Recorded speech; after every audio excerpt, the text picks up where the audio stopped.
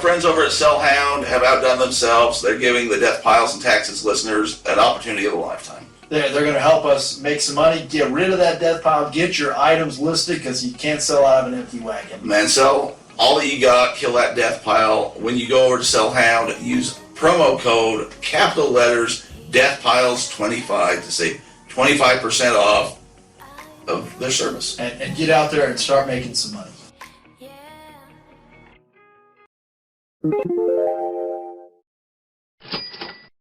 Here comes the money. Here comes the money. Money, money, money, money, money, money, money, money, money. Money, money, money, money, money, money, money, money, money. Money, money, money, money, money, money, money, money, money. D-Roy, 119 episode of Deathpiles and Taxes. We are ready to rock and go. You're not kidding when you say you're ready. It's record time. It is retort. It's go time. We got lots of stuff to get through today. We do. We do. And you're a busy man, like we've been saying the last few weeks, so glad you could fit us into the busy tax season schedule. Hey, we're always here for tax questions because, man, everybody's got them this time of year. Do we got another podcast here? Cards for Dummies. I was gonna say podcasting for dummies question, but whoa. Are we finishing up our? Do we have some more in that series? Correct. We do. We got another after the break. Oh, there you go. There's the strawberry drink. I gotta get going. I hit it early and hit the Diet Dooski before you got here. We had the daily freeze from right around the corner. Oh man, first time I've had halibut in a long time, and it was excellent. I'm here for the halibut. You said. How was your Super Sunday? Super Sunday was great. Just like you predicted, I sold my Super Bowl jacket. It is sitting right behind you. I printed it off, bought it for $4, sold it for $85. Now, there was a bit of controversy. Do we want to get into that, or we just want to say that it's sold? No, we can. We can I think it's good for people to hear. We make it sound easy. It is, but it's not always, and there's always little bumps in the road. So if we tell people what we're dealing with a little bit, I think it makes them feel not so bad when they deal with stuff. So when we first started this journey, go back in the archives, learn about Angus MacGyver and Red Lobster and all those fun things. We really started out buying a lot of things at thrift stores. Like that's the American dream. I say now, buy stuff and sell it for more money than what you paid for it, right? Nothing wrong with that. Make that your day job. If you're listening to this podcast and that's not what you're into, you're listening to the wrong podcast because that's what we're doing. Yeah, or if that's not your aspirations, then... If you're trying to figure it out, Adam just told you the secret right there. That's right. That's what we all want to do. So whether it's selling sweatshirts or hats or wrestling cards or Dogecoin, that's the idea. Buy low, sell high. They'll never get on the Dodge train on a Sunday. Yeah, that guy is ahead of the ballgame on those things. So no, I found this jacket. This is again at the very beginning. We go to the thrift stores and kind of figure it out. That's what you have to do. You look up things that you think are ordinary, that are not ordinary, that are different. And in my sports, usually always sells. Not like cheap T-shirts, but if you have a jersey or jacket, and they're decently priced, you can usually flip them. So I found this jacket. It was still had the tag on it. It didn't say a team, but it said Super Bowl, I can't remember which one, 46 or something. One of the ones that Tom Brady won. A lot of Roman numerals. Yeah, a lot of Roman numerals. So anyways, I saw it still had the tag on it, and it didn't have a price on it. So, at the time, we'd buy $40 to $60 worth of stuff, and we take it all up to the gal, and she was running the thing, and it didn't have a sticker on it. She's like, well, do you know how much this was? I'm like, I don't. She says, well, let me ask my manager. And the manager kind of came over, looked at it, $4. Sold. That can either go real good or real bad, and this time it went real good. Yes, it went really good. So anyways, got this jacket, sat in my death pile for a year, just, again, kind of learning. Super Bowl is coming up, and I promised here on the podcast I was going to get it listed, and I did. And 2 days before the Super Bowl, somebody bought it. Now, what made this one special, and we talked about it last week a little bit, was not only was it a Tom Brady Super Bowl victory, but it was Andy Reid's first Super Bowl as the coach of the Eagles at the time. Both of those people were in this Super Bowl coming up. Yeah, so I wanted to make sure So it was almost a guaranteed winner. it was a very good description is what I tried to do, is I tried to describe it. Like a lot of things, I try and play both sides of the fence, whether it's BYU, whether it's Utah, whether it's the Jazz or the Chicago Bulls. I'll take anybody's money, whether it's Michael Jordan, Karl Malone, we'll do whatever we can as long as people are paying. As long as the cash is green, you're there. That's what we'll take. So I did my homework, I did the descriptions, really looked at it, and like I said, they bought it. But then the problem is I learned about the buy it now button. Apparently there's this thing that you can make people pay for it right then. Automatic payment required. Yeah, I didn't know that. And now I know that. If you're doing it, buy it now on your listing. If you go to the PC, which is different than the phone mobile version, although they're supposed to be making them all the same, so this might not be applicable whenever you hear this in the future. There's a little drop down button or a button right there that says require buy it now price. Basically, if they buy it now, require immediate payment or require payment, which doesn't always help, but usually does. Oh man, look at that. You can't do it on an auction though. However, they won't let you do it on auctions for whatever reason. So Adam learned about that the hard way because it sells. It's about the Super Bowl and what happens. So the problem is like I'm like, oh great, hey, just get that paid and I'll ship it out tomorrow because it was Friday after 5 o'clock. He said, let me know and I'll get it paid. He's like, yeah, I'll get that paid. And then Saturday came and he hadn't paid. And I'm like, hey man, let's get that paid. Oh yeah, I'll get that paid.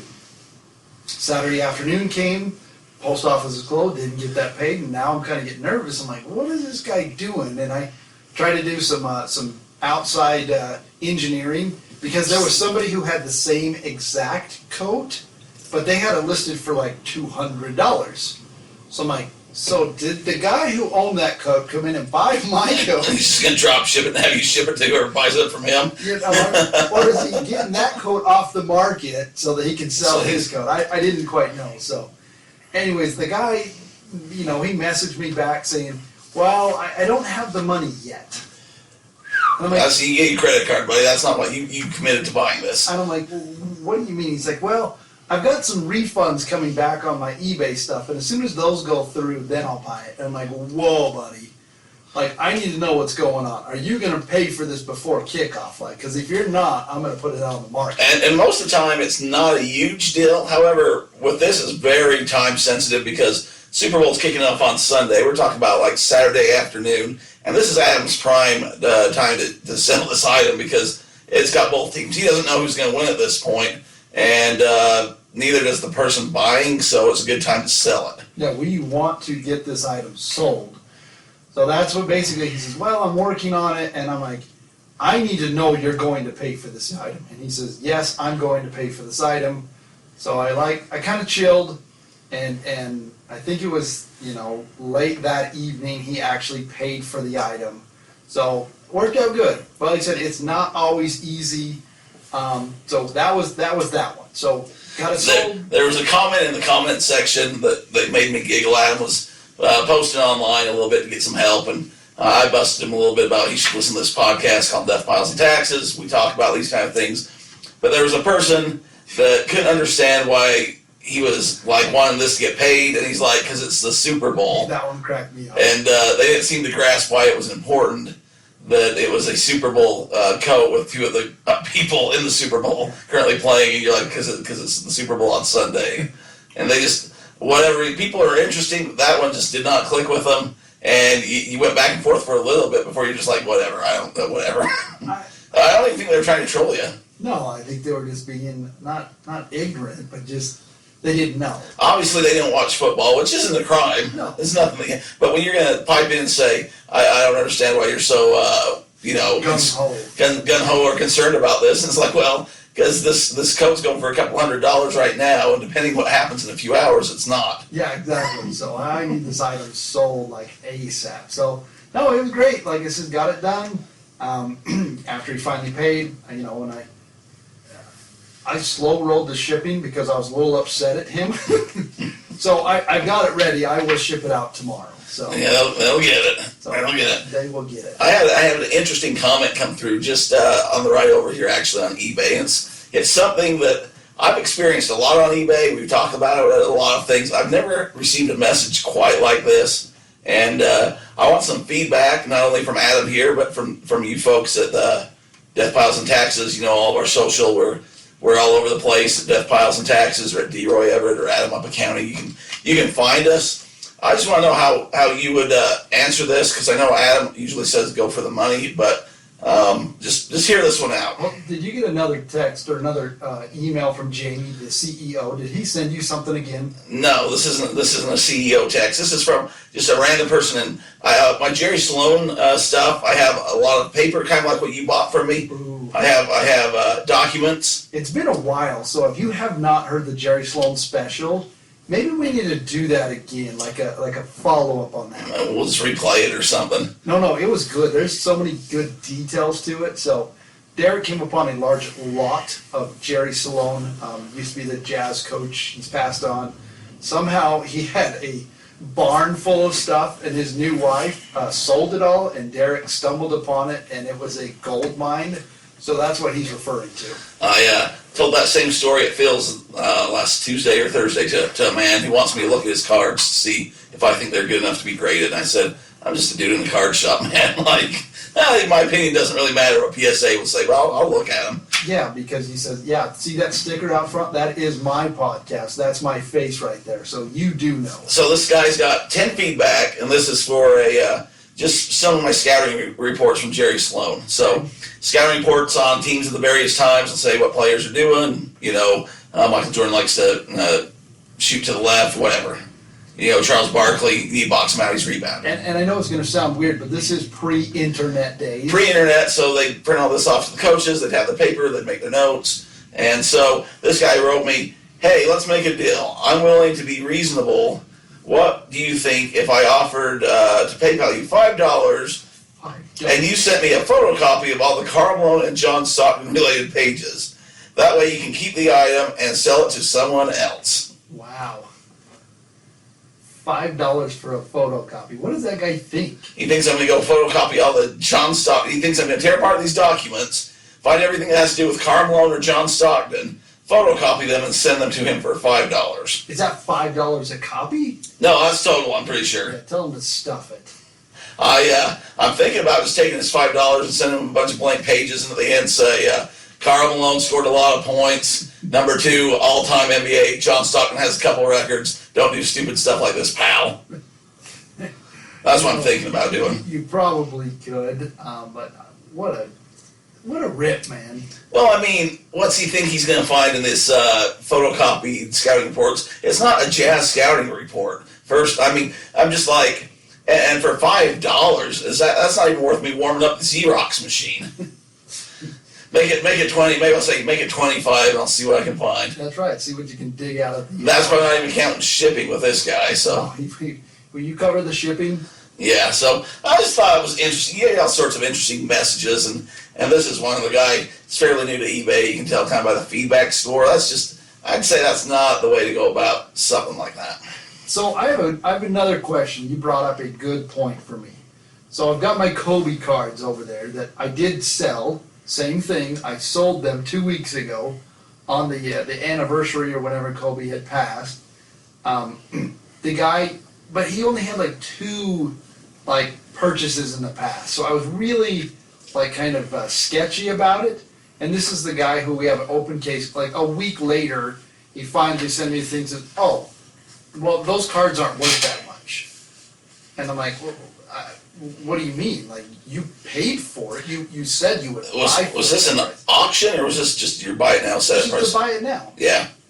He didn't send over another offer. He agreed to it. He agreed to it. So my question is once you maybe go through that, or if it is a buy it now and somebody purchases, can you deny that person because you think they have a shady record? You can't afterwards. What you can do now, I said some mean things about a guy with little feedback, but really, we all started at zero at one point. I'll sell to anyone, like Adam said. If it's green, I'll take your money, right? So even in this case, I'll take your money. What you can do is set parameters. So you opened a case and you closed it against him, and that went on his record. Yeah. I think, how is it 3 or 2? There's some parameters you can put. I think the lowest you can do is somebody that has 3 unpaid item cases. You won't sell to them. If you go into your seller settings, you can adjust that so that people haven't paid. That's why a lot of people don't close cases or open cases, and they'll just cancel orders and things like that. I don't let people off the hook because then they'll continually do that kind of a thing. So I go through the process of setting up a claim, and I close the case on them because if they've done this to you, they're going to do it to a few other people. I don't want this person to have done this 3 times and come do it to me. I want it to be 2 or 3 times, and they can't buy from me, and it will tell them you can't buy from this person because you're not following. You're shady, basically. Like, you need to start paying for things or get off platform. So the number of feedbacks wouldn't concern me as much, but I would put on parameters of people with a history of not paying. Yeah. And cases closed not to be able to purchase from you. And this is kind of weird because I pulled up this guy's information. It says he has 1 positive in the last month, 3 in the last 6 months, and 3 in the past 12 months. But then I go down here to look at his viewings. It shows one says quick payment, but then the other one says never paid, terrible communication, stay away. Well, you can't leave negative feedbacks on people as far as a seller goes. So if somebody buys from me and I don't like them, I can't leave a negative feedback. What some people do to go around the system is they'll leave a positive feedback and they'll just put what they really feel in there. Well, that's what they did. You could do the same. By can you mean will? I automatically do feedback. If somebody pays, it automatically puts it on there, so I don't really deal with that. But yeah, I mean, it's a good way. If you scroll through somebody's feedback, especially if they're buying from you, you can't really control it at that point unless they're sending you an offer. And if you go through some people's, it's amazing to see kind of the history that they've accumulated. But continually learning from the greatest. Derek, thank you. I'm improving my stuff. Man, I'm pumped. Like I said, I'm selling stuff. I'm learning how to sell more stuff.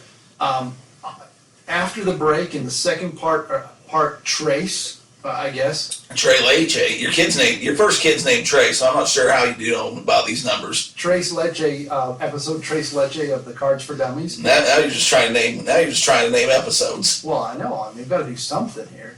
I did particularly like part 2. Let me add. Did you see how to spell it? I did. Oh, there you go. I did pull up, like I said, we have like a vast audience.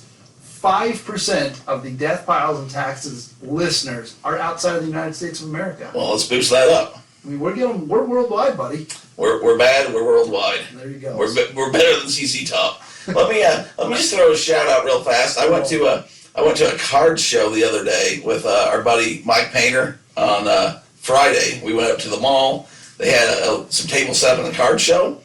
For those of you that are looking to source and trying to get into cards, you go online, and everyone's telling me shipping's the problem. Okay. Like shipping prices, you try to buy cards, and you're still paying $3 to $4 for shipping.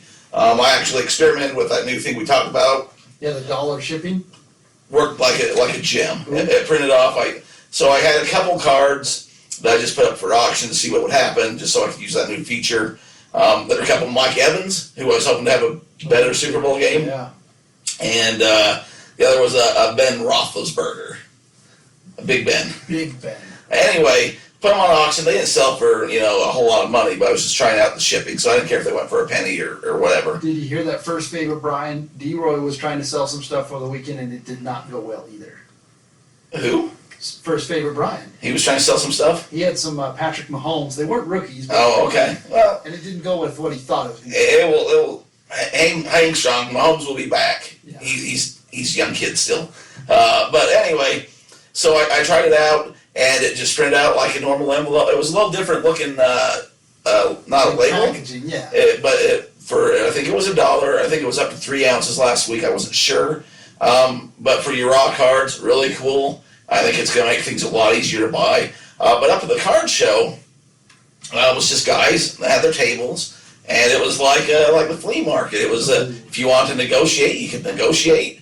If I should have been a little more, but I was like a kid in the candy store, me and Painter both. We were prying each other. Got some really cool things for I think we got really good deals. I got some stuff already flipping on eBay and some stuff we're going to send in to get graded. Our buddy from over at the Onion Days, if you go back long enough, Tom, that was going out of business with Tom's sports cards, Yep. he was there. Did you hear that? The boy over there, his ears just perked up. He saw that. He lives over by the Little Caesars up the street here. He told me right where he lived. Right around the corner. Had some other good cards, and I told him, hey, I bought those cards off you, a couple of years back, and he's still in the game. He was telling us about some show down in Vegas that we're going to look into, and the National Card Show he's telling us about too. But it was a good time. If you're looking to source, that's just another thing. I mean, obviously look for local card shows if you're into cards, because I was amazed with what was available there and the pricing. It seemed like these guys. So I talked to a lot of them. Some were new to the game, some came back, some were just getting into it, some had been there for a while. They weren't up with the current prices of what I think they could have been asking, but also they're probably there for a quick buck. A lot of Venmo, a lot of PayPal. Yeah, it was their death pile. They didn't care. A lot of guys just didn't care. They didn't have change for my 20, so I have to Venmo them some money or whatever.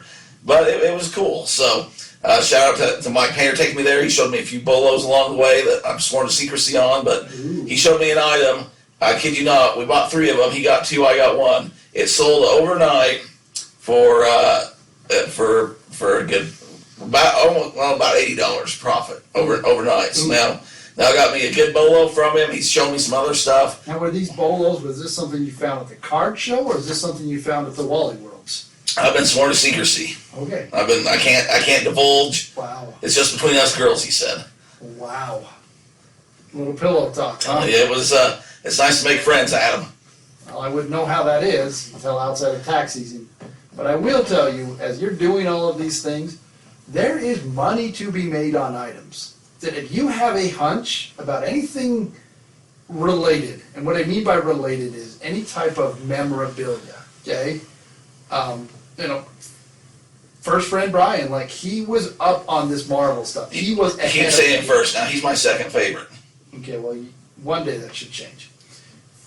Start delivering, Brian. Get up that. You want to move up that tier scale? I saw you turn 50 the other day. He did. Happy birthday, second favorite, Brian. I think what we'll do is, because I know he would be down for the Vegas trip to go to the card show, because he was one of the golden ticket winners. He would be down to go to Vegas in the Well, card that's a show. cashing in. That's quite cashing in. Are you paying for the hotel and then the whole experience? No, that's what I'm saying. I mean, who knows what's going to happen? Oh, I know what might happen. He's been rolling hard on these Marvel stuff, so he might. And we'll show him the craps table. That's right. We'll get him excited. So no, We'll show you how to pay for those cards. but he was well ahead of this Marvel stuff, so he's got some good stuff in at PSA right now. In fact, the exact same. I don't know. One of the guys, not the Hulk, but he looks like a Rock. Thor. No, Thor. I know what you mean. It's in the 5, Yeah. Fantastic 5. One of those, yeah, Yeah. one of those guys. He has the same exact card that had a population 1 that sold for $1,200. Nice. He's definitely going to make some cash on these Marvel things, and it's always I know I'm not going to toot our own horn, but I am. We have been well ahead of these pod card guys and all these other podcasts. We've been doing this for over 2 years, people. You can look at a thing, all of these new card I dare you to go back and listen to each and every episode and give them a 5-star rating. I dare you to. But we are well ahead of, and a lot of these guys, I mean, Gary V's boys, like, they've got the clout, they've got the money behind them, but we have the knowledge. We've been doing it before they were. They were talking, recently about, hey guys, you ought to get into cards about, music people. Or It drives me nuts because I'm like, I got my own niches here. Leave them alone. Yeah. I go buy my stuff for like $1, get it graded and sell it for a couple hundred. Just leave me alone. No, they're fine to talk about it, but let's get all of our purchases in, and then they can build up the price. Oh yeah, once it's there, you can inflate all you want. Like that Rock football card. Oh my heavens! It went the other day. Set a record. It was the Bumblebee tuna card that we've talked about plenty of times. We talked about that. We've talked about it for. We totally talked about the WWE wrestling trivia game. That now those cards sell for thousands of dollars now. I sold mine for $250 a couple times. I got a couple in at PSA right now though, so I'll get my revenge. But you sold your Rock card for $250. How much did you pay for that card? Nah, probably nothing. Exactly. Next to nothing. And at the time, I thought I was robbing the man that was paying me the $250. So Yeah, I was setting records at the time. It was just years ago. you were setting records. Like I said, that's just kind of the name of the game. Is, some people are like, well, if I'm going to get this so much more money, well, Who knows? exactly. Like, I sold a Kobe Bryant rookie card. Like, yeah, it might go for more, but they bought it from the meth head for $20. You sold I the Tom $200. Brady rookie card. Same thing. I got the Tom Brady from the meth head for $20 and sold it for $200. Not even ashamed of I it. didn't even send it in to get graded. No, there was some talk amongst some of the guys whether or not those cards were real cards and whether or not you knew they were real or not when you sold them. I sent them the way they were. I mean, As is. As is. We did some looking into it. I've got a Drew Brees that I got from the meth head that's still at PSA right now, so we'll see how that one comes back. That meth head turned out to be like a card show, but yet I thought I was going to die. I know you were quite. He got upset at me. Oh, he did get quite. Derek found this guy online. We did the whole episode. We can't go back in the archives, but go ahead. It was a good one. Derek saw this guy online, and he had, I don't know, a bundle of cards. And we show up, and the guy's like, here you go. It was like, now that I think about it, it was wrapped up quite well. Had tape. All the elastic bands. Had some clear plastic. I think the guy had done this before. But he says, here you go. Here's the brick he hands to Derek. You want to taste a little? I mean, do you want to see him first? Like $2,300, and Derek's like, whoa. Let me see what you got in there. And the guy was like upset because he had to undo it, the plastic and everything. So. Like, pump the brakes, buddy. I want to date you first before we go that far. So I was there, and I don't know why, but I was like, yeah, I'm pointing these things out. That's not real. That's not real. Well, he was kind of getting upset. He was asking why we're getting upset. I said, well, that's not real. And he was kind of asking why. And I was telling him a few things. And then Adam just goes full throttle. He doesn't care because the man's going to kill me, not him. He's like, oh, that right there is just off a photocopy machine that you cut out and put it right in there. And the sleeve there. That one's obviously, look at the pixelation on that one. This number here. And the guy's getting madder at me. Going back, if we could go back, I would have just looked at you, looked at me, he says, all right, deal, because he had a lot of stuff. And some of it was questionable if it was real. Some of it was flat out fake. I mean, it wasn't even questionable. Some of it looked like a fifth grade card project with a team of kids that was trying to get, that PE grade up or something. But we did leave a lot. We left a lot because we kind of grabbed some stuff. Because it was like, okay, let's get out of here. The guy might have a gun. We're in the Cabela's parking lot. Well, that's what I'm saying. And you were like willing and dealing, and he was happy with you, and he was pissed. He was mad at me. He's like, this guy, he wasted my time, had me come all the way down here. I was going to sell you all. I'm like, okay, I'll buy some cards. I bought like a few things off him, but I'm like, I'm not just going to give you, a couple grand because you're mad. That's not how that works. But I think if we could go back, I would have brought out $500 and got you $500 and says, hey man, you've got a bunch of stuff here. Here's $1,000. Let us just grab everything we want. Probably would have been all right. He was definitely jonesing for a hit at that point, so I'm sure we'd have been okay. That's what I'm saying. We could go back because he had probably 200 cards, and I only grabbed like. Yeah, I don't know what we didn't get. 15. You got some good stuff out of it. I did. Get that mean you would have had to fight over him though? How would we rock paper scissors, flip a coin? Leg wrestle. Oh well, I'll take a leg wrestle any day of the week, twice on Sunday. That's right. I'm very stout. I get that momentum going. There's no leverage. There is no leverage. So no, that was. You never know where you're going to find that deal. That's the thing. Keep those eyes peeled. A lot of people are going to Facebook Marketplace. This was kind of early in the Facebook Marketplace for cards, anyways, before it blew up. But yeah, there's people out there, and we joke about meth head and stuff. I've joked about buying video games at Christmas time from parents that needed the money for other reasons. Well, it should have been for children, but I think there was habits there. It's not really my place. I don't know for sure that's what's going on. If you don't feel morally good about that kind of a thing, obviously I'm not promoting drugs or trying to enable habits, but it's a real thing that happens, and if you can get a good deal, it's a way to source. We weren't looking for a meth head when he showed up, but we had one on our hands when we got there, and I don't know, Adam. I Am I burying myself here? No, you're good. We'll just slowly move on. Don't take advantage of people. Obviously, make sure things aren't stolen best of your ability. Correct. Or else you're just gonna have to give it up, and you're gonna lose money. you're gonna be testifying on a stand about how you got things. They're gonna try to put you in the middle of things that you probably didn't participate in. Spy carefully, but there are deals to be had out there as well. Yep, so there's lots of opportunity. We continually encourage you to do that and keep track of things. That's, the tax time. Like I said, keep track of what you spend, how much you make. One thing, can I hit this before we go to break? I got one question after that. Yeah, go. No, go ahead. Your question. Well, I was just gonna say, is it tax deductible if we were saying that we were trying to rehabilitate a man that may have had some problems, that we were trying to help him become a better member of society? Yes, it's tax deductible. Okay, even better. Yes, absolutely it was. Call it charitable contributions, advertising. 1099 case. So as you're, like I said, talking about income, there are a lot of times that the reports that you're going to get when we go to file your taxes, they're not going to match with what you got in your bank account. That's just how it always works. So it is your job to make sure that you understand if PayPal says or eBay says they gave you $125,000, but you only had $105,000 come into your account, you need to be able to account for that information so it's tax deductible. You never want to pay more money than you have to, but your job to make sure you know that. So that's just a quick little tip as we get closer to tax time. So what would you do in that circumstance where you're 20K short? Well, find out why.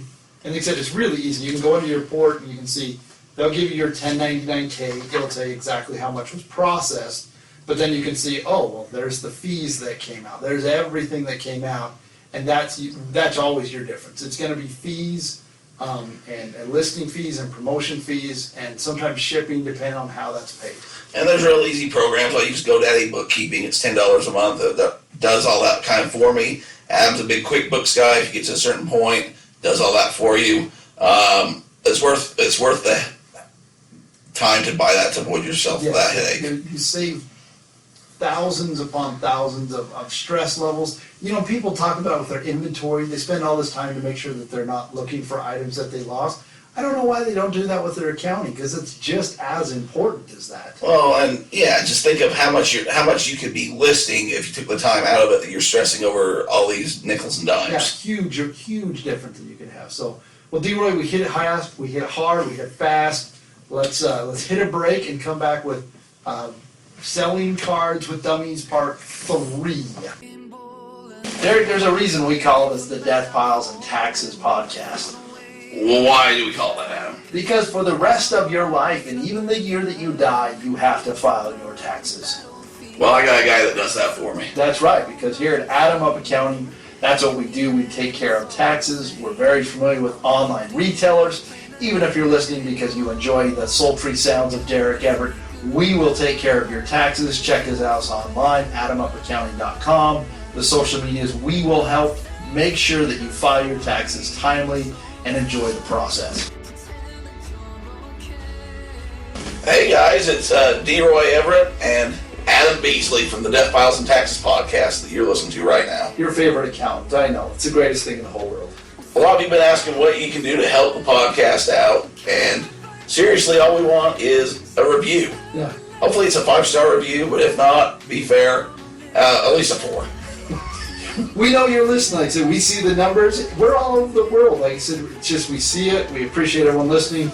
Help us get a little higher up there. Help us get more new Helps listeners. with the algorithms. People can help find us out, and it really does help. So if you can go to Apple, iTunes, that's where a lot of you are already listening, or wherever you're listening. Spotify, Apple, all of these different things. They're all out. Wherever you listen, give us you don't even have to write a review, just give us 5 stars. If you want to give us a review, that's cool too. We appreciate it, and keep listening. Thanks for listening, guys. Woo! Number 3, coming back to the house. Before that, Adam, I meant to say something earlier in the show. For those people that don't know where we're located, we're the ice cream capital of the world. I thought it was Jello capital of the world. That's the state, but the actual city that we dwell in, I've dubbed it the ice cream capital of the world. I don't know if you're hip to this, but I've done the math. You used to get those cones in the summer months when you go for a walk. The place where you got the ice cream cone also had a shake place, correct? Sure. No, you had the grocery store that you got the Kong cone. Oh yeah, the King Kong cone. And then you had the Arctic Circle where you could get ice cream from, right? The same building. Correct. Up the road from that, we had a Dairy Queen. Yes. Across the street now from that, we have what's known as a Iceberg. iceberg that has the ice cream. And then if we go down a little bit, we have a Red Barn, which is famous for what?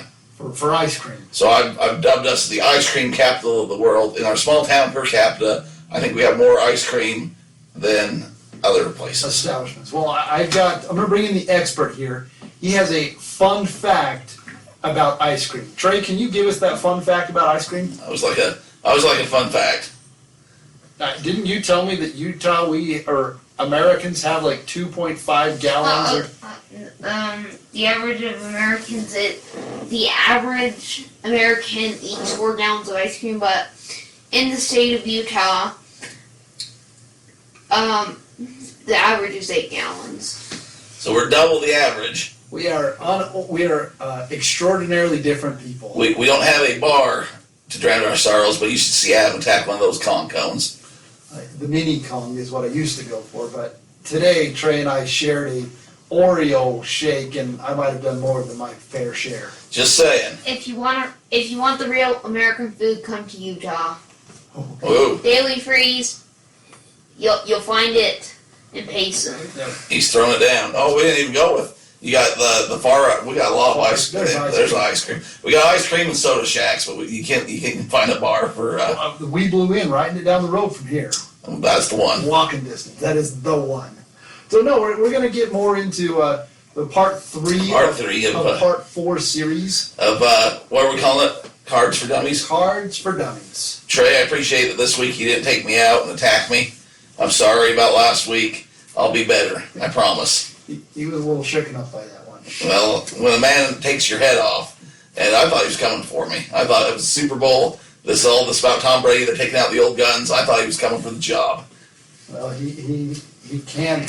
Those are big shoes to fill. Let's just say that. So the question this week, going our third part of the 4-part series that Adam said of Cards for Dummies, is one: how do we inventory ourselves or our cards? Correct. And then shipping. Yes, and I got some great, fabulous news.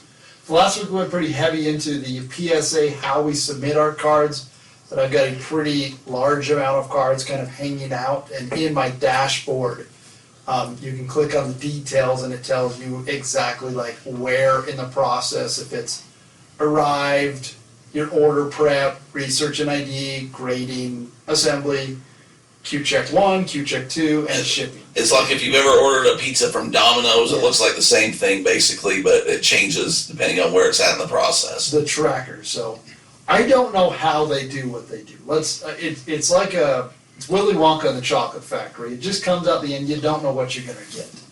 But I had 2 separate orders that I shipped off at different times. One, it arrived at their office, okay, on August 27th, and it was entered on September 25th. Was that the year of our Lord 2020? Yes, it was. Okay. So I have another one, and that was only our 15. That's the one with the 4 horsemen in it. Okay, I had one that I shipped earlier in August 6th, and then it was entered October 1st. So it nearly took 2 months. But that one is already at assembly. So it just moved up. It went from grading to assembly. Somehow it jumped the line. Somehow it jumped. And this order got 121. The other order only has 15. So it jumped the line. So I am getting giddy because it jumped up to assembly. And I don't know what that means. It means they're putting it in your cases. Well, I know what it means, but I don't know what it means as far as when am I going to get it. Because if it hits that Q1, that's like maybe 2 weeks. Yeah, you're getting close. It's getting time to free up some space on the old credit card because that charge is coming through. Yes, it's getting close. So that just was kind of got me excited. So that gets us to our next point, is talking about how do you inventory or how do you get ready for like I said, we do a lot of waiting on things coming from PSA. So like I said, anytime I send off an order, I take a color copy picture that I staple to my order forms. I just take a picture on my phone. Well, that's what I do, but I print it off. I don't print it, I just save it. Well, I know, but then how do you know which order it goes with? Good point. Thank you very much. So, people. I write on a sticky note and put it by the side. Yes, so. Just starting now. Derek does some amazing things, but it's nice to have another opinion because, like, oh, Well, that's the great thing. it's a really good idea. Everyone does it differently. If you talk to anyone inventory on eBay items at all, everyone does it a little differently, but you just need to find what works for you and go with it. So we'll tell you how we do it. If it helps you, if you think that's a good idea, roll with it. If it isn't, don't worry about it. Do it how you want to do it, but just make sure when it comes time to find it, that you can find it fast and efficient. I think that's the most important part. That is the big important thing. And one of the things that I always constantly hear on like these groups is everybody's worried about taxes, okay? I buy this lot of items and I sell this or I don't sell this. You don't really need to sweat the small stuff. And what I mean by that is if you're not spending hundreds of dollars on items, it doesn't matter if you got 20 items and you paid $45, but you don't know how much was $2 and $3. That does not matter. Like, don't waste your time on that kind of minimal, type item. Does that make sense? Well, I think everyone gets in their own head. I'm the same way.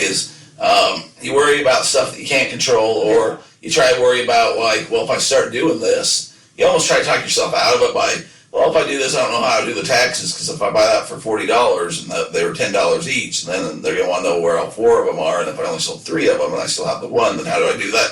And it's just don't worry about it. You got a guy like Adam, you got plenty of other people that can help you do this. It's not rocket science. If it was, I would have felt miserably. I wouldn't be doing a podcast saying to do it. I've talked about my past in schooling. In high school, we often talked about old Pam Bishop, my old math teacher that was a horrible teacher in my opinion and didn't teach much math, but told me how teachers were underpaid. So now I'm helping teachers. Yeah. I'm actually having people reach out that are teachers to me that are selling, and they're asking how to do things. So I'm paying it back. I'm helping Pam Bishop finally make a buck. Yes. Although not her. But anyways, point of the story is, I can do it, right? Yeah. Well, it's not that hard. We can figure it out. Every time I have a new client that calls us because they've been doing stuff, which thank you. So that honestly, if you have any questions, Derek, give me a hard time. If you have some questions, reach out to us. I'm going to tell you exactly if you need help, you don't need help. I'm not going to charge you to have a conversation with you. I like it. That's not what the Google reviews say. One guy was ticked because he wanted to do his tax return for free over the phone, and I already spent 20 minutes with him. And to see if it would be cheaper than what he did online himself. Yes. But no, give us I enjoy it because I enjoy Adam is a people person. There's a chat feature. Yeah. You can't find a more. Adam's never met somebody that he's never met a stranger. No, we're good with that. Like I said, I've had several conversations in the past. He'll be happy to take your money. However, if it's not a good fit and it's not going to be beneficial to you, he'll tell you, yes, go somewhere else and do. This is what you need to do. And my hope and joy and giddiness is that you have done such a good job that you have, $100,000, $150,000, $300,000 in sales, and you owe a lot in taxes, and you're like, man, this sucks, because usually you haven't done an S corporation, and now I can tell you, hey, I'm going to save you at least $10,000 next year, because I'm going to set you up as an S corporation. I'm going to help you track your items, and then people just got all excited. So go out and sell, and then we can help you with those inventory managements. Like I said, we can help with all of those type of things. I have actually seen and heard Adam tell people, I could save you thousands of dollars. If you came to me, I would save you thousands of dollars, and explain how to do it. And they look at him baffled, and then you go over it again. I've seen it happen. I'm going to call it out. There was one of the upper ups. Well, let's just say there's somebody very well known in the reselling community, has a large following, and I went over things specifically with him and said, Him or her, them, shim, them, whatever you want to call this person. I'm trying to get you out of not being in trouble. Thank you. This person, talked about taxes, was very transparent, and I says, hey, if you do this different, I could have saved you 15 grand.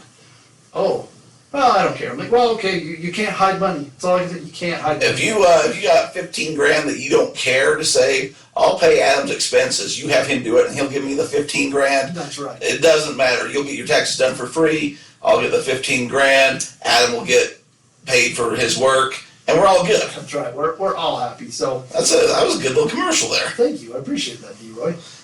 So no, getting back to the inventory of cards. Man, you derailed us. Even 10 grand, 5 grand, it's open. It's whatever you don't want to save, send it my way. Yeah, we'll make sure we take care of it. So that gets us back into the original point: is inventorying card, or not cards, but cards, items. Items, How yeah. do you inventory things so that you can know this is what I've listed, this is my death pile, here's my prioritize. Like, how do you do that? I'm kind of lucky because we have a bigger house than people. Like, a lot of people don't have extra rooms and things. You got kids, you got garages, you got businesses, you got storage units where you're doing all this stuff out of. I have a room where it's my listing room. So in that room, everything should be basically the death pile getting listed. And then I have my little photo area in the room. So I'll move everything from, it's almost like PSA, my little assembly line of getting it ready, take my pictures, list it. Once it's listed, I take it into my finished items room where I'll put it away. And I don't have the best inventory system. There's a lot of people with a lot better inventory systems than me. I'll be the first to admit it. But basically, I keep like things with like things. So if it's a wrestling shirt or a sports team shirt, it goes in a certain area. Hang it up on a certain rack in a certain closet. If it's a candy bar, I got certain places where I'll put my candy. If it's a card or whatever, I got places where I put my cards. So I put like with like. Some people, if they're totes, I have clear see-through totes so that I can see what's in those totes. I'm not saying that I don't have things that get lost from time to time. I'm not saying that I always know exactly where everything is.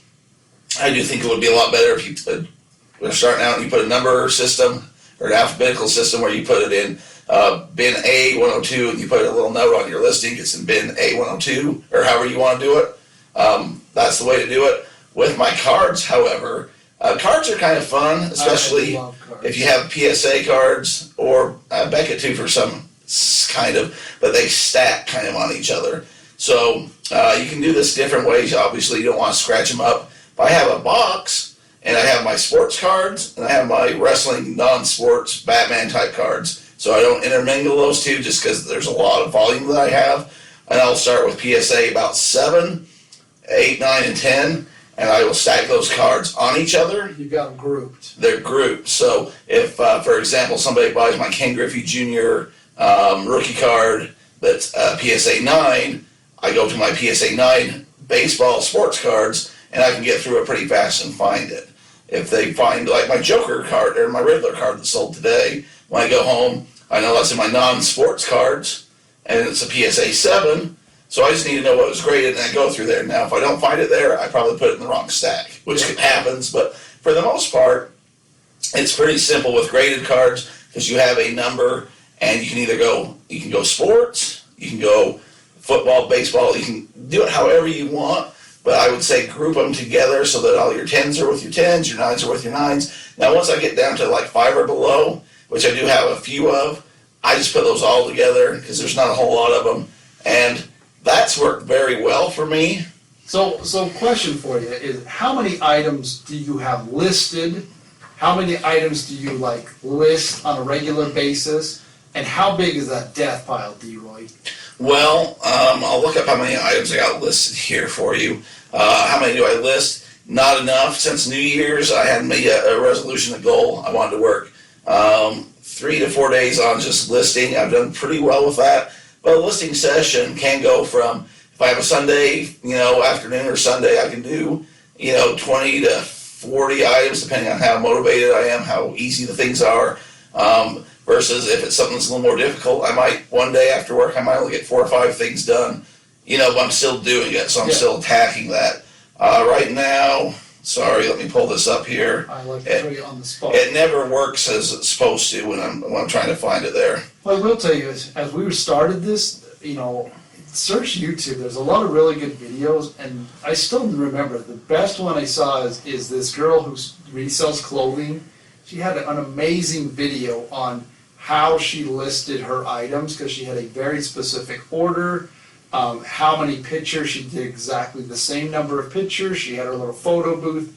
She did everything like she did this order. She took all the pictures and then she like listed it all, and like she did like 90 items in 2 hours, which was That's the just thing. amazing. Get in a flow. If you can get in a flow and you know what you're doing, a lot of the item specifics and that kind of thing are what slow you down, but they need to be there. I'll start off, and this might change with how they're doing everything. They're rearranging it, but I will start on my phone. I'll do most of it on my phone, but I save it as a draft, and then I go through and finish on the desktop a little later. Huh. I did not know that. That way I can put in a few more details. I put a link on most of my things that says, if you like these wrestling cards, click here to see all my other wrestling cards. And it's got a little link that goes to all that stuff. I also, like we were talking about earlier, the buy it now button. There's a few things I'll go through and click and change around. They're a lot easier on the desktop than on the phone, or not existent on the phone. Right now I have 1,708 items available for sale. Ooh, 1,700 items. So we're getting into, like I said, how to do inventory, to do all these things. What's the biggest dollar ticket item that you sold? That I've sold? Yes. Oh boy. Well, I know you've had a few that are in the GERS. yeah, I'm trying to think of which one. I've had a couple $1,000 items go. I got a few things listed for a lot more than that.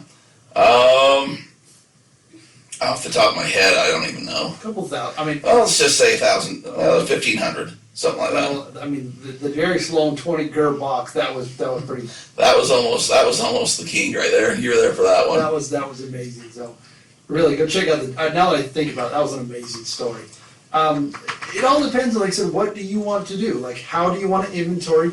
What's your market? Like, what are your margins? Like I said, when I started out, I was spending, $2 to $3 to $4 an item. Now I spend more because I can. I have the ability as far as that, and I'll make bigger margins. Like I said, my sales, I've sold, almost $900 in the last 2 weeks, 3 weeks, and my average sale is, $170, which is great. Not bad at all. And none of those things I paid more with the PSA, and you have to minus your cost. But I mean, now you made probably 130 on each item, so that's great. That's nice, and that's on my card stuff. We have the other store that my wife and I kind of originally started with all of this other Deathpile stuff, which still makes money, but we don't make that much every item. Again, that was kind of my learning curve. So that's going to give you your idea on how to inventory, why to inventory. And that's the fun thing, right? We like to talk about the home runs. We like to talk about the grand slams. It's more your base hits. And like I was saying, per item, if you can get where you're paying, under $20 for an item and you're selling it for $60 to $80, that's great. Yeah. If you told me I could go down to Las Vegas and sit at a slot machine Exactly. and I had to put in $20 and the payout was guaranteed to be $80 to $60 to $100, you couldn't get on that slot machine because people would be sitting there. And if they said, well, sometimes you got to wait a little while and the wheels just keep spinning, Yeah. it wouldn't matter. That's a great return. If you told a lot of these businesses, I mean, go talk to some business owners and see what their margins are. And we're talking like maybe 5% is a great margin for a lot of these places, and they just want to volume turn. A lot of us on eBay are in a good spot where we're not doing that. We're one-off items or with our sports cards and stuff. There's low populations, and you're really just trying to sell 1 or 2 items, Yep. and you get that big return. You're getting 50 to 100 times is kind of small fries with that. So it's awesome to get these things where you hit this grand slam or this home run and you're like, man, that was $1,000 item, or that was a $1,000 day. But really, day in and day out, when you see that coming across, that eBay sending you, hey, we're sending you $100 today. Hey, we're sending you $200, $300 today. I mean, who doesn't want that? And that's great. It works. So yeah, figure out what works for you to inventory. That's what works for me with the cards. For your items, just try to keep everything together. The faster you do that, it's kind of like Adam was saying earlier with your taxes. The more time that you're spending finding and looking for other things, it's taking away your efficiency of how much you're actually making. Yep, I had that same conversation with the new client today. He runs an insurance practice, and he kind of does everything, and I kind of told him, this is what our firm does, this is how we keep track of everything. I mean, really, my company, we sell bookkeeping. We sell time. That's really what we sell.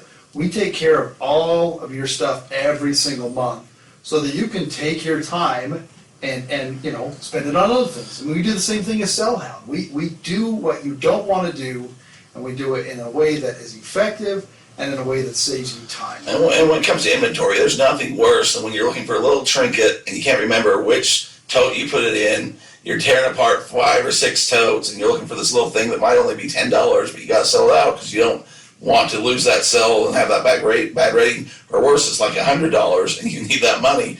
And you're looking all over, and you're like, okay, I put this here because it was this, and then you find it like 5 hours later somewhere else, and then you're like, oh yeah, I forgot about that. That's not. I mean, the $10 or the $100 isn't worth it at that point. So figure out what works for you. There's all sorts of systems. There's all sorts of ways to do it.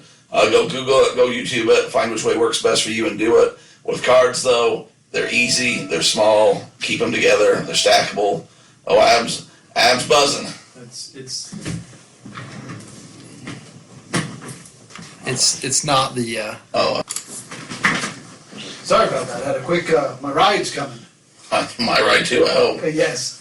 Now I gotta remember where we were at. Well, we're just going to talk about shipping real fast. Yeah, shipping. It's so much easier than what people make it out to be. Like it says, I didn't know how to do it. eBay makes it really, really easy, especially we touched on it in the first part of the new cards. If you're selling cards that are less than $20, you have basically a glorified envelope, card holder. It's simple. That you put it in, cost you $1, send it out. Regular shipping items, go get you a scale. So the scale, have some bubble wrap, some tape, and that's really what you have to have. Now where did you get your scale? I just have a cheap one from Walmart. It's not a digital. It's literally just a cheap scale. I think it maybe costs $10. And you put the item on there. You put it in. I mean, eBay takes you right to the shipping. It tells you the exact size. You pick the shit. It's really, really a lot easier than what you think. And I have a digital. I think I bought mine off eBay, but I think it goes up to 70 pounds. I don't think I've ever shipped anything more than like 20.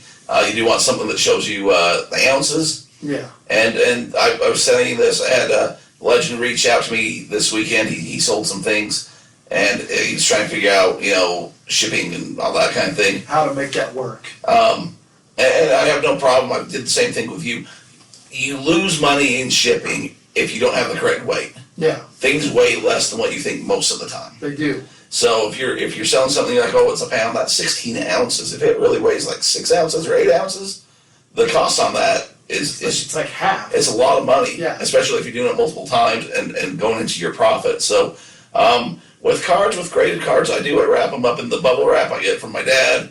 We've talked about that before. We did a whole episode where I talked about things you can get to ship. Whole shipping episode. Man, this is the episode of go listen to other episodes. But yeah, wrap it up good. My thing is, wrap it how you'd want to receive it. A lot of us buy things off online or from eBay. When you get something, you're like, oh, that's not what I was expecting, or man, that guy didn't take his time, and it's kind of junky. Or you get something that's like, oh, that's nice. My wife, she did special tissue paper. She bought some really cute tape that she would, make it really nice. Basically a Christmas present every single time. Kind of the Etsy style. Exactly. And that's the Super Bowl jacket. Like, I folded it really nice. I took bubble wrap and I bubble wrapped it around both sides, so it's like very, very nice. Don't tape it like it's going to the meth. Like, don't tape it like you're racking up like a brick of something.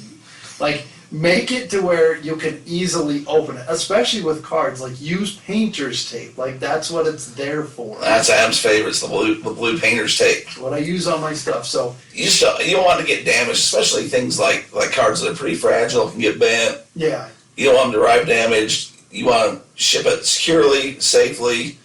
And as much as the post office gets a bad rap, Derek has a specific issue with his postmaster, but I think that's watch for YouTube.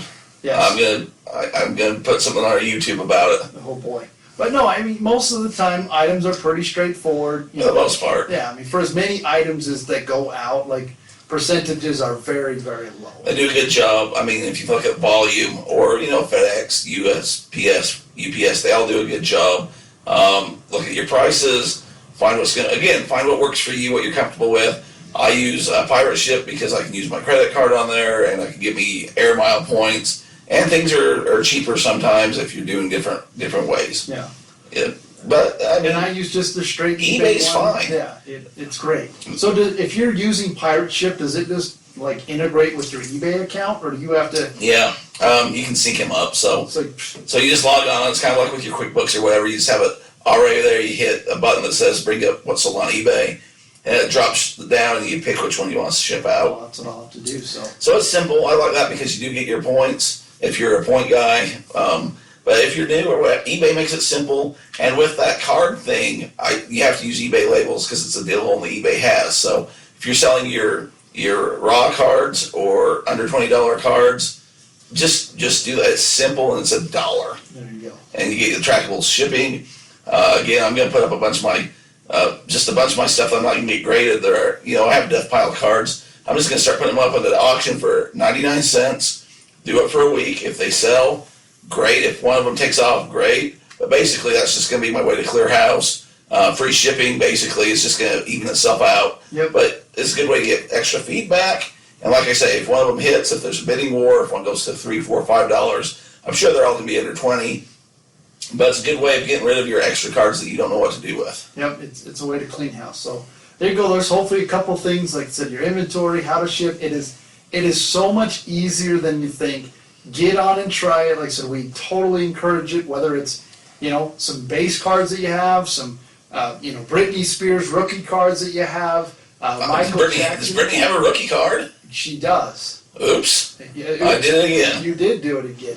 And that's the other thing. Get into those niches. The riches are in the niches. Riches are in the niches. Can I tell you a quick story? I know we're wrapping up here, but I went down to my buddy's funeral we talked about last week. You did, yes. Go out and talk to your friends and people that you haven't talked to in a while, or acquaintances, or just talk to people and get to know them. I learned Britney Spears popped one thing. Britney Spears was mentioned in the funeral of his first love. Wow. But the second thing is, this guy was from Laburkin, Utah, Oh, which is a smaller place than where we're from. much smaller. He had a card shop in the back of a grocery store growing up. I had no clue. Wow. No clue there, when they put things out on tables and stuff. They had his card collection. And Ryan Sandberg was his man. Please tell me that you did not try and Nope. deal with the devil and Trey, what was the show? I'm not even that The bad. Coca-Cola guy. When John Pemberton passed away, the guy who was at the funeral, he tried buying the rights at the funeral. Please tell me you did not hit Not your buddy's wife. that guy. I'm not that guy. I thought those cards need to stay with the kids. Oh, They need to remember their dad. So, that's good. but no, that was cool to me. Is like there was this whole thing that we could have talked about that I had no clue. But he ran a little card shop when he was younger at the back of the Laburkin grocery store, right? So I thought it was really cool. But that's the other thing. We could have been talking about that. I could have been hitting him up on, hey, we're going to this card store. Hey, cards are picking up again. Because up to 3 months ago, then no problem. So it came on pretty fast. Yeah.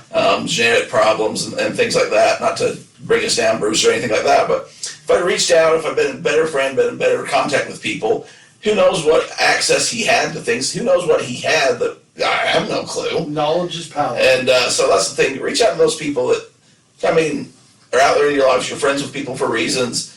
Touch base with people. I know that I've talked about it with other people. It's like, well, we haven't talked for, 10 years. Or I talked with some friends that we went on an ecclesiastical vacation with the other day. And it's like it was 20 years ago. No big deal. Well, that's the thing. A lot of these relationships and stuff that you have, if it's kind of like a brotherhood, that kind of a thing, you pick up right where you left off. It doesn't matter if it's been 30 years, 10 days, 2 years. You just pick right back up where you were. So I had another guy that went down with me. I got a friend that's a doctor over in the Bay Area that flew out. And Doctor? It's kind of odd. Me, the truck driver, eBay podcaster, and this renowned doctor. Just one of these things wasn't like the other. But anyway, sitting there talking to him and stuff, and he said, out of this group of friends or whatever, I feel like you put forth the most effort to keep in touch with everyone and keep everyone connected and stuff. And that meant a lot to me. I don't do that great of a job, but you want to be that person. You want to have that reputation because you never know when somebody's in need. You never know when people need help. Yep. If you're that person, they'll reach out and you can contact and help other people. The other thing is you just never know, right? So you be in touch with people. You might have more opportunities come your way. It's not all about that, but it's cool to be able to keep in contact with people that came in your life. I believe people come into our lives for reasons. whether that's to go up to a card store up in Vegas with me and a few of the boys, or whether that's just to learn from or learn what not to do. Either way, keep those connections strong, and your life will be better, in my opinion. It always will. Like I said, friends they're there for a reason. Like I said, it's nice to have somebody that you can speak with about things that are random and there's certain people that relate to you on levels that other people can't. Yep. I know my wife doesn't want to hear half the stuff I talk about, but some guys do. So Yep, it's always interesting to everybody. So, like I said, with that being said, Mr. D-Roy. 2 things, Adam, are certain in life. That would be Deathpiles. And taxes.